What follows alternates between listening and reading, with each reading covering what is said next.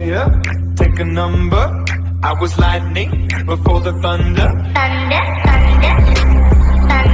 तो जैसे कि हम लोगों ने पिछले एपिसोड में देखा, हमारा जो मेन प्रोटैगनिस्ट था उसे मारा जाने वाला था क्योंकि वो बहुत ज़्यादा हैंडसम दिखता था। और यहाँ तक कि उसके जो पापा थे उन्होंने इनकार कर दिया कि ये मेरा बेटा नहीं है, इसे मार दो भैया। और जब हमारा हीरो रो रहा था और मदद मांग ही रहा था हम भगवान से, तभी उसकी पुकार सुन ली गई और एक गॉड उसे वहाँ पे ले आई या फिर ले आया, जो भी कहना चाहो। और अब हमारा मेन प्रोटैगनिस्ट भी एक गॉड बन चुका है जो कि मुर्दों को जिंदा कर सकता है। अगर तुम लोगों को इससे आगे भी जाननी है स्टोरी तो भैया तुम लोग जा सकते हो, इसका फर्स्ट एपिसोड देख सकते हो। और अब आगे एपिसोड की शक्ल में हम लोगों को दिखाया जाता है एक काला सुनसान सा अंधेरा से भरा जंगल, जहाँ पे जो कंकाल होते हैं वो पेड़ों को काट रहे होते हैं, पता नहीं क्यों लेकिन काट रहे होते हैं। और जो मेन प्रोटैगनिस्ट होता है वो आराम से बैठ के एक नक्शे को देख रहा होता है और हमारा मेन प्रोटैगनिस्ट उस नक्शे को देख के थोड़ा सा परेशान हो रखा होता है। और जो हमारा मेन प्रोटैगनिस्ट होता है वो नक्शे में देखते हुए कहता है टैवन, फॉर्ज, इनफॉर्ज, मतलब जो बेसिकली फैसिलिटीज़ हैं, बेसिक फैसिलिटीज़ वो तो सब बन चुकी है, लेकिन अभी मैं कुछ चीज़ मिस कर रहा हूँ अभी भी। और उसका जो हमारा मेन प्रोटैगनिस्ट होता है उसे एकदम से दिमाग में खटकता है एक आइडिया जो कि बेशक बहुत ज़्यादा ठरकी वाला होता है। लेकिन तभी जब हमारा मेन प्रोटैगनिस्ट ऐसी चीज़ें सोच ही रहा होता है, लेकिन तभी वही लड़की आ जाती है जो कि कहती है अच्छा और अब क्या।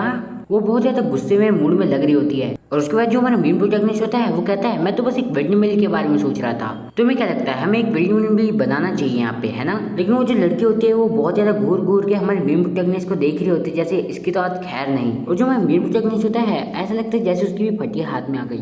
उसके बाद वो जो लड़की होती है वो हमारे मेन प्रोटैगनिस्ट को बोलती है आखिर तुम ये विलेज क्यों बना रहे हो। और उसके बाद जो हमारा मेन प्रोटैगनिस्ट होता है वो बोलता है मैं तो बस आपकी मदद कर रहा हूँ आपकी कुछ कामों में। और फिर फालतू के ड्रामे शुरू कर देता है, कहता है आखिर मैं अपने बॉस को कैसे करने दे सकता हूँ, तो भारी भारी काम, वो भी अकेले।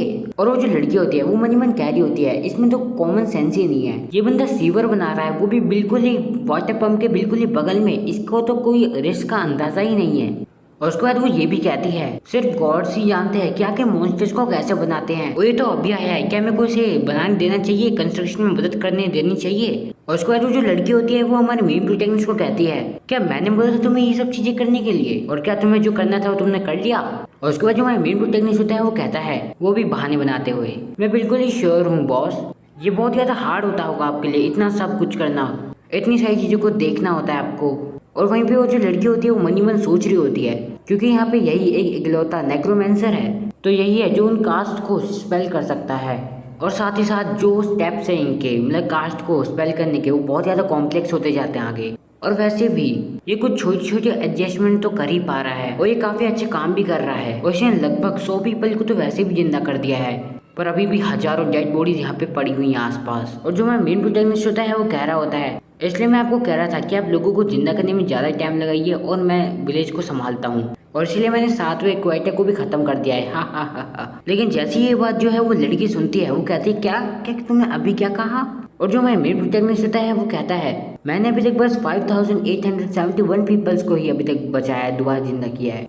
2333 ह्यूमंस को मैंने अभी तक जिंदा किया है।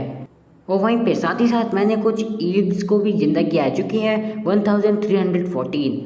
और 666 बीस्टमैन को भी मैंने जिंदा किया है, 36 डीमंस, 999 गॉब्लिन्स और 520 ड्राइवर्स को किया है। और लास्ट में मैंने 3 विंग एंजल्स को जिंदा किया है, और जिनको भी अभी तक उसने जिंदा किया है उन्हें एक उसने सेफ जगह पे मतलब रख रखा है। और उसके बाद हमारे मेन प्रोटैगनिस्ट कहता है वैसे भी ये वाली जो जगह है ये बहुत ज़्यादा स्ट्रेंज है, यहाँ पे कई तरह की मरे हुए लोगों की रेस चलती है, मैं असल में जानना चाहता हूँ क्या कि यहाँ पे पास्ट में हुआ क्या होगा। लेकिन वो जो लड़की है वो बहुत ज़्यादा हैरान हो रखी होती है, वो मन ही मन कहती है क्या सच में ये इतना काबिल है कि इतने सारे लोगों को मतलब इतने सारे लोगों को इसने इतने कम समय में जिंदा कर दिया। और उसका जो मेन प्रोटैगनिस्ट होता है उस लड़की से पूछता है, जो कि वैसे बताता हूँ हमारे मेन प्रोटैगनिस्ट की बॉस है। और हमारे मेन प्रोटैगनिस्ट पूछता है बॉस वैसे आप क्यों नहीं ये स्पेल्स को मतलब कर रहे हो बोल रहे हो। और क्योंकि बस मेरे पास 1 ही % की डेबिलिटी है इसलिए मैं मतलब बहुत ज़्यादा थक जा रहा हूँ, वो भी सिर्फ एक बंदे में ही। और वो कहता है क्यों ना हम अपने अपने रोल ही बदल लें, कैसा रहेगा अगर आप लोगों को जिंदा करो और मैं विलेज को बनाऊं। और उसके बाद जो हमारी मेन प्रोटैगनिस्ट की बॉस है वो बताती है कि उसके पास मतलब पावर्स तो है बट वो उससे इस दुनिया को नहीं चला सकती है। और दूसरे शब्दों में कहे तो कोई भी मैजिक स्पेल या फिर मतलब फाइटिंग टेक्निक यहाँ पे काम नहीं आएगा। और उसके बाद जो मेन प्रोटैगनिस्ट है वो कहता है हाँ मैं जानता हूँ बेशक मैं इनमें से कुछ भी नहीं जानता, उसके बाद जो मेन प्रोटैगनिस्ट की बॉस होती है वो मनी मन कह रही होती है, आखिर कोई बंदा ऐसे कैसे कर सकता है, मतलब ऐसी शेमलेस चीज कैसे कह सकता है कोई बंदा, वो भी ऐसी शक्ल के साथ।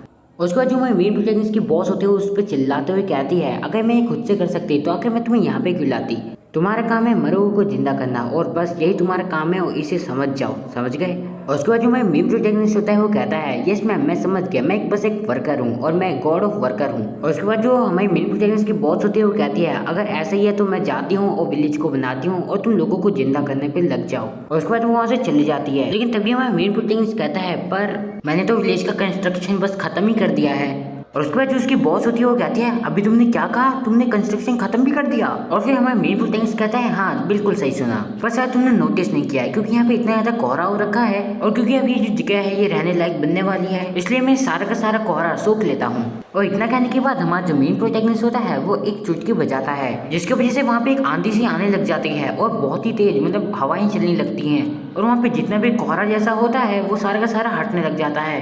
और इतने ज्यादा अंधेरे से अब हम लोगों को दिखाई देता है चमकता हुआ सूरज और एकदम मस्त हरी भरी जगह। और जैसे ही कोहरा हटता है हमें काफी सारे घर दिखाई जाते हैं एंड मस्त लगता है वो जगह। और क्या, और उसके बाद हमारा मेन प्रोटैगनिस्ट हमारी बॉस से कहता है, बॉस तो तुम्हें कैसा लगा ये काफी ज्यादा अच्छा है ना।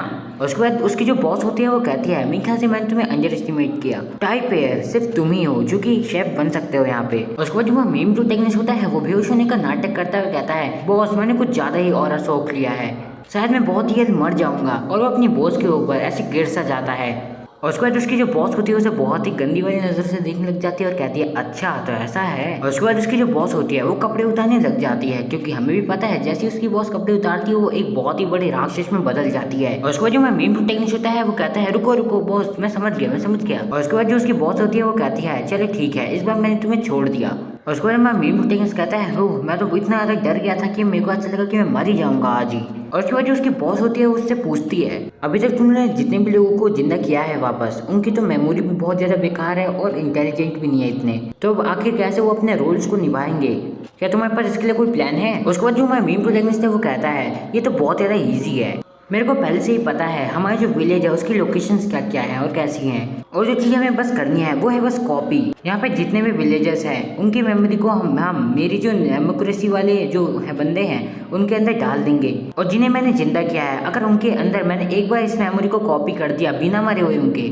तो वो नॉर्मल लोगों की तरह बन जाएंगे। और उसके बाद उसकी जो बॉस होती है वो कहती है, चलो मान भी लो उन्हें मेमोरी मिल गई, पर आखिर उनके पास तो अभी भी इंटेलिजेंस नहीं है ना, तो फिर उनकी जो पर्सनैलिटी होगी वो बिल्कुल भी परफेक्ट नहीं बैठेगी। और उसके बाद जो हमारा मेन प्रोटैगनिस्ट है वो थोड़ा बहुत सोचता है, उसके बाद कहता है, मैं इनकी ड्रीम से इनकी पर्सनैलिटी को क्राफ्ट कर सकता हूँ, और वैसे भी मैं आखिर एक गॉड हूँ। और जहाँ पे वो ऐसी तरह हंस रहा होता है और मतलब बोल रहा होता है कि मैं तो गॉड हूँ, वहीं पर दूसरी तरफ जो उसकी बॉस होती है वो मन मन सोच रही होती है, इसने तो काफी जल्दी मैनेज कर लिया और इसने मास्टर भी कर लिया इसकी पावर्स में। और उसके बाद जो हमारा मेन प्रोटैगनिस्ट होता है वो हमारी बॉस के पास जाता है और कहता है, असल में मैंने बॉस इसे खुद से ही ट्राई कर लिया है पहले ही, एक बार जरा इस पे नजर तो डालिए बॉस।